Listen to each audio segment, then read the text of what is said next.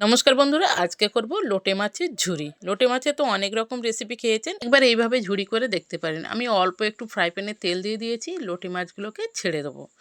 এক পিঠ হয়ে গেলে আর এক পিঠ উল্টে দেবো। মাছগুলোকে খুব ভালো করে সেদ্ধ করে নিয়েছি, দেখুন একদম জল শুকিয়ে গেছে। এইবার মাছের কাঁটাগুলোকে আমি ছাড়িয়ে নেব। মাছের কাঁটাগুলো এইভাবে ছাড়িয়ে নিলে যখন আপনারা ভাত দিয়ে মেখে মাছ খাবেন তখন এই কাঁটাগুলো মুখে লাগবে না, সেই জন্যে কাঁটাগুলো আমি আলাদা করে দিলাম। এইবারে মাছটাকে আমি রান্না করে নেব। কড়াই দিয়ে দেবো সর্ষের তেল। তেল গরম হয়ে গেলে দিয়ে দেবো পেঁয়াজ। পেঁয়াজটাকে লাল করে ভেজে নিতে হবে। তারপরে দিয়ে দেবো রসুন আদা খুব ভালো করে কষিয়ে নিতে হবে। তারপরে আমি এখানে দিয়ে দেবো একটা টমেটো, নুন, হলুদ আর লঙ্কার গুঁড়ো। মশলাটাকে খুব ভালো করে কষিয়ে নেব। যেই মশলা থেকে ওপরে তেল উঠবে সেই সময় আমি সেদ্ধ করা মাছটা দিয়ে দেবো।